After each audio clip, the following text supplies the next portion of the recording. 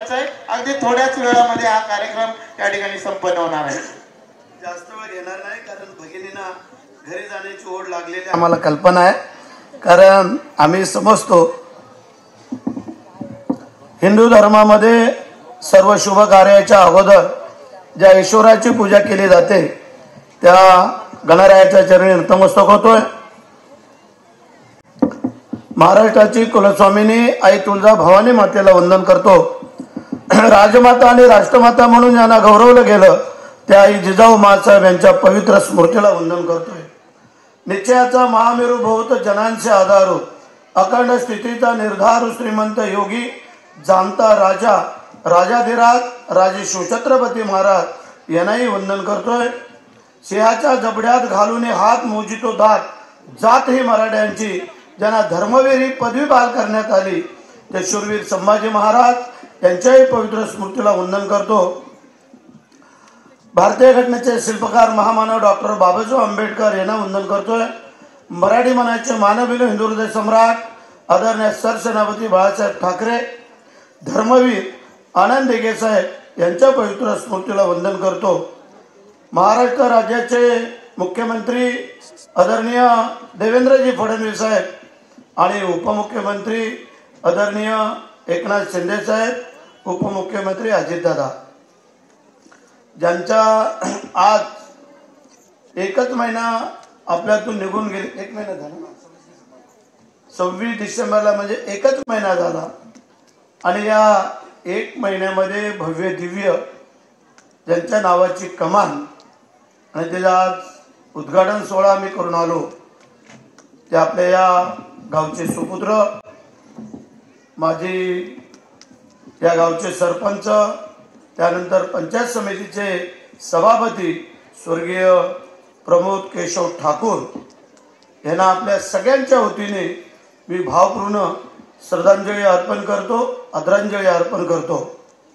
आज माझ्या या लाडक्या बहिणींचा जो काय कार्यक्रम आहे हळदी कुंकू समारंभ आपली संस्कृती आहे आणि ते जोपासण्यात आणि जपण्याचं काम आज या ठिकाणी संपन्न होतंय।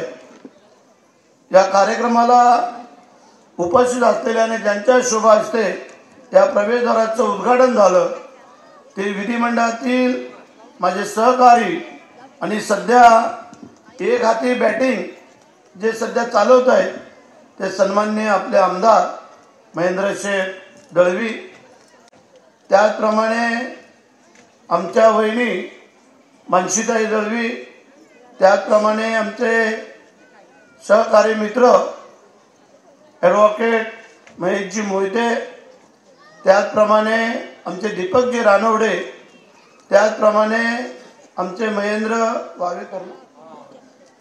वावेकर आणि ज्यांनी आपल्या संकल्पनेतून हे सर्व आज इथं समोर आणण्याचं काम केलं आणि पूर्ण जिल्ह्याला दाखवून दिलं की विरोधक असला तरी आम्ही पण दिलदार आहोत असं आमचा जिल्हा प्रमुख सन्माननीय राजाभाऊ केनी त्यांच्या धर्मपत्नी रशिकाताई आणि मग आमच्या व्यासपीठावर असलेल्या आमच्या तालुका संघटिका संपर्क संघटिका आणि माझ्या सर्व महिला आघाडीच्या पदाधिकारी सर्व व्यासपीठावर मान्यवर आणि माझे पत्रकार मित्र बांधव आलेले आमचे कार्यकर्ते आणि उपस्थित सर्व माझ्या लाडक्या बहिणी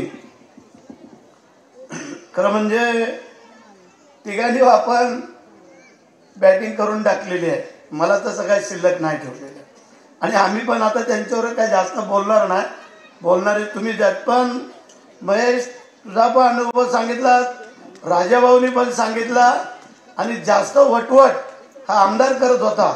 आम्ही काय बोलायला गेलो तर हा आम्हाला थांबा थांबा काय मी बोललो बघ एक ना एक दिवस त्याचा प्रायश्चित घेईल म्हणजे लय दुःख झालं एवढं दुःख झालं आम्हाला विजय निवडून आलो त्याचं नाही झालं तेवढं आम्हाला दुःख झालं।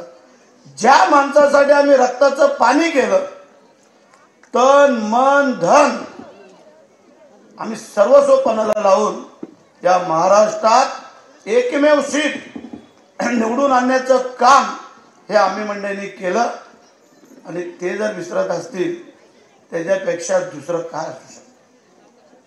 आणि म्हणून जे आम्ही बोलतो ते बोलतो, तिथं कधी आम्ही माघारपणी घेत नाही. आम्हाला जो चॅलेंज केलं त्याचं चॅलेंज पण आम्ही स्वीकारतो. कनकेश्वर ना मंदिर आपलं, कनकेश्वरच्या मंदिराची आख्यायिका अजून त्या लोकांना माहिती नसेल,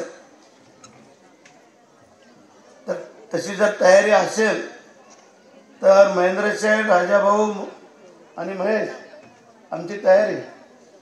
कारण ज्याला कर नाही त्याला डर नसायला पाहिजे.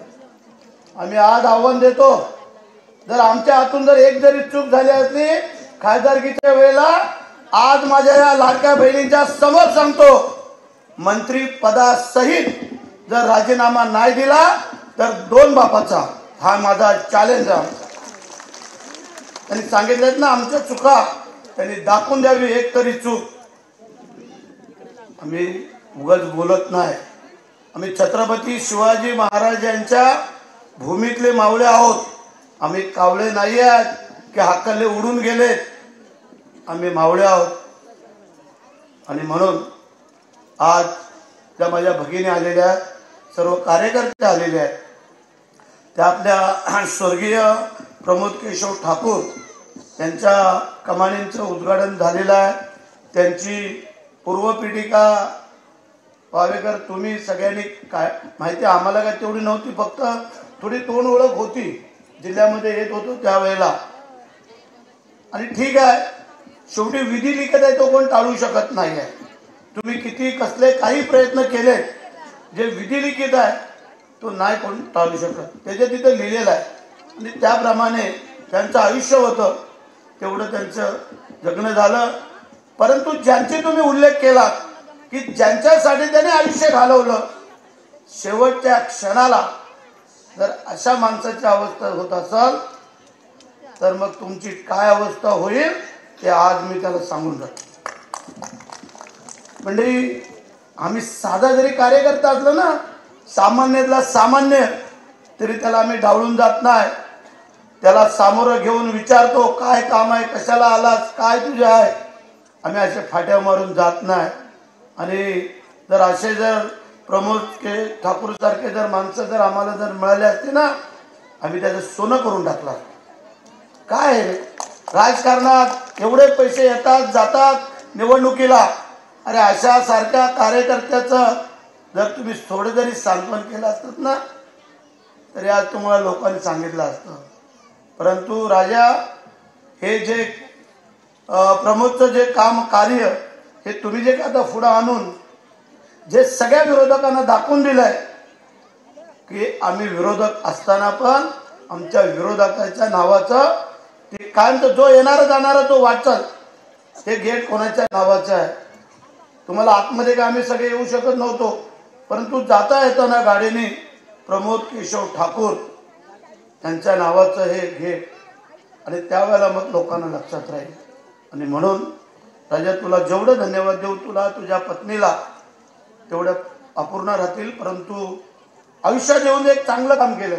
आपण स्वतःच्या आई वडिलांचं, भावाचं, आपल्या गुरूंचं कोणी करतो, पण विरोधकांची कमानी बांधून त्याला एक वेगळा पायंडा पाडून देण्याचं काम केलं, त्याबद्दल निश्चित तुझं अभिनंदन. म्हणजे विकास कामाच्या बाबतीत आज आमच्या दळवी साहेबांचा कोण हात धरू शकत नाही. एकेरी येतो आमच्याकडे, कधी कधी आमच्या नेत्यांवरती पण एकेरी येतो. तो केवळ तुमच्यासाठी, तुमच्या भागातल्या लोकांसाठी, माझ्या भगिनींसाठी. माझ्या त्या भागातला रस्ता व्हायला पाहिजे, पाण्याची योजना व्हायला पाहिजे, त्यांचे सभामंडप व्हायला पाहिजे, अंतर्गत गटर व्हायला पाहिजे. आमच्याकडे येतो एकेरीवरती कधी कधी, पण हरकत नाही आहे. कारण काही अत्यंत वेगळ्या परिस्थितीतून ही मंडळी वरती आलेली आहे. कारण एवढं मोठं साम्राज्याला खालसा करण्याचं काम दळवी साहेब तुम्ही तुमच्या घराण्याने केलं असेल, पण तुमच्या सोबत जेव्हा हे सर्व पदाधिकारी होते त्यावेळेला आणि या सगळ्या माझ्या भगिनी, माझे कार्यकर्ते भाऊ असल्यामुळे आपण करू शकलो. हे आपण कधी आता विसरता कामा नये. हा माझा तुला सल्ला आहे. ठीक आहे, दुसऱ्याचं काय करायचं, दुसऱ्या घराण्याचं किंवा काय, जो वरती बसलेला आहे, आम्ही त्याला काल पण सांगितलं, आज पण सांगतो, जोपर्यंत आपली नियत आणि नीतिमत्ता बिघडत नाही तोपर्यंत तुझा केस पण कोण बाका करू शकत नाही. हा माझा तुला शुभेच्छा आहे. म्हणजे काय लागतं, गरिबांचे आशीर्वाद. काल पण सांगितलं आम्ही, गरिबांचे आशीर्वाद हे हृदयापासून आणि मनापासून असतात. श्रीमंत लोक आशीर्वाद देत नसतात. आम्ही नेहमी सांगत आलेलो आहे, माणसाचं घर मोठं असण्यापेक्षा माणसाचं मन मोठं असावं लागतं. नाही तर घर मोठं आणि मन खोटं आहे. आता ह्याचं घर पण मोठं आणि मन पण मोठं आहे, त्यामुळे त्याच्यात काही प्रश्न येत नाही. पण असे अनेक लोकांची उदाहरणं आहेत. श्रीमंताच्या घरी गेलो का गाडी, घोडा, बंगला, बेडरूम, किचन, बाथरूम सगळं दाखवत बसतात. अर्धा तास झाला तरी बायको चहाचे काय नाव घेत नाही. निघायच्या टायमाला अरे थांबा, चहा ठेवायची राहिली. वा, तर बायकोला कळलं नाही तुझ्या पाहुणा आला त्याला आपण घरदार दाखवतोय. तुम्ही गरीबाच्या घरी जा, लगेच तुम्हाला माय माऊली आमची बसायला देणार, तांब्याभर पाणी देणार, लगेच चहा ठेवणार. रात्री उशिरा गेलो आपण, तो आता एवढा रात्री आला, जेव्हा झोपानी सकाळी जा. सकाळी लवकर गेलो तर ती माय माऊली काय सांगते, एवढा लवकर आला, पहिली न्याहारी करा, मग काय तुमच्या कामाला जा. आणि म्हणून जर शेठच बनायचं असेल तर गरिबांचे बना, श्रीमंतांचे शेठ बनू नका. भरत शेठ गरिबांचा शेठ आहे, महेंद्र शेठ गरिबांचे शेठ आहेत. आणि म्हणून जे आत्ता काय तुमची चाललेलं आहे, राजाला कुठून तिकीट द्यायचं, आमच्या रसिकाला कुठून द्यायचं किंवा आमच्या वहिनीला कुठून द्यायचं आहे. परंतु महेश, आपल्याला पण विनंती आहे आणि तुम्हालाही सगळ्यांना विनंती आहे की आमच्या ह्या माणसाला तिसऱ्या वेळेला हॅट्रिक बनवायचं आहे. लक्षात ठेवा, जे लागेल ते शासनाच्या माध्यमातून जिथे जिथे काय आवश्यकता लागेल तिथे हा तुमचा माणूस तुमच्या पाठीमागे ठाम उभा राहील. आज मी सतत 3 दिवस तुमच्याकडे येतोय. तुमचा आम्ही शब्द पडू दिलेला नाही आहे. जो माणूस आमच्यासाठी पूर्ण ताकदीनिशी बाहेर पडतो त्याला आम्ही आयुष्यात कधी विसरत नाही. आणि म्हणून तुम्हाला आज सांगतो, भरत शेठ 4थ्या वेळेला आमदार झाला. एक सामान्य शेतकऱ्याचा मुलगा आहे आम्ही. मगाशी महेशनी सांगितलं ती वस्तुस्थिती आहे. अत्यंत प्रतिकूल परिस्थितीमधून आम्ही इथपर्यंत आलेलो होतो. आम्हाला ती जाणीव आहे. आम्ही लोकांना सांगत असतो, आम्ही आमदार झालो तरी जमिनीवर चालणार आणि नामदार झालो तरी जमिनीवर चालणार, आम्ही हवेतनं चालणार नाही. काही लोक हवेतनं चालत होते, त्यांना दळवी साहेबांनी आणि या सगळ्यांनी घरी बसून टाकलं नाही. त्याच्यात तुमचा शेहाचा वाटा आहे. माझ्या लाडक्या बहिणींना विनंती आहे, विरोधक काही बावड्या उडवतील त्याची तुम्ही कोणीही काळजी करायचं कारण नाही आहे. तुमचे जे काय पैसे आता चालू आहे, काल परवा 2 दिवस तुमचे पैसे यायला सुरुवात झालेली आहे. आलेत ना? एसटीला अर्ध तिकीट आहे ना? हां, आले. बंद होणार नाहीत. हे पुन्हा एकदा तुम्हाला आम्ही सांगतो. यांनी विरोधकांनी काही वावड्या उठू द्या. एक वेळ आमचा एखादा रस्ता जो नाही झाला तरी आम्ही ते थांबू, परंतु तुमचे पैसे देण्याचा प्रयत्न करू, हा माझा तुम्हाला शब्द आहे.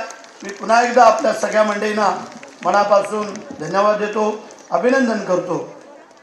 मंडळी, आज एक गोष्ट पण तुम्हाला सांगणं गरजेचं आहे. मग या लोकांनी सांगितलं, फार नाही वेळ घेत मी. म्हणजे काय हो, राजकारणामध्ये आमच्या आयुष्यातलं सगळ्यात मोठं भाग्य आहे की त्या मतदारसंघाचा आमदार होणं. आमदार झालो. नामदाराची व्याख्या मागच्याच वेळेला आमच्या गळ्यात पडली होती. मोहिते, आपल्याला सगळ्यांना माहिती असेल, आजकाल लोक पंचायत ग्रामपंचायतीचा सदस्यपद सोडत नाहीत, परंतु तुमच्या या शिवाजी रायांच्या मावळ्याने मंत्रीपद सोडलं. या महाराष्ट्राच्या राजकारणाच्या इतिहासातला पहिला मी आमदार असेल की मंत्रीपद दिलेलं मी माझ्या नेत्यांसाठी थांबलो होतो. आणि म्हणून मला पहिलाच मंत्रीपद दिलं. आणि पालकमंत्रीपद आमचा दावा आहे. आम्ही असं काय मागत नाही. तुम्ही जर व्यवस्थित राहिला असतात तर आम्ही त्याचा पण विचार केला असता, ह्यानेच आम्हाला समजवलं असतं. परंतु तुम्ही जी काय तुमचे आता असलेत दाखवली, आता शेठनी सांगितलंय, आता आमचे असलेत काय ती बघा. कारण आमची पद्धत आहे, पाय लागला आम्ही पाया पडतो, जाणून बुजून कोणाला पाय लावत नाही. पण आम्हाला जर कोणी पाय लावायचा जाणून बुजून प्रयत्न केला तर बाकी त्याचा जय महाराष्ट्र केल्याशिवाय राहत नाही, हा आमचा पण शब्द आहे. धन्यवाद.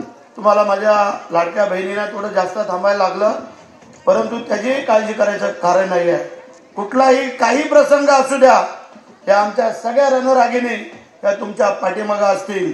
त्यांच्या जेव्हा काय अडचणीतला भाग सुटणार नाही तेव्हा आम्ही सगळे तुमच्या पाठीमागं आहोत, काळजी करायचं कारण नाही आहे. जय हिंद, जय महाराष्ट्र, वंदे मातरम. धन्यवाद साहेब. आपण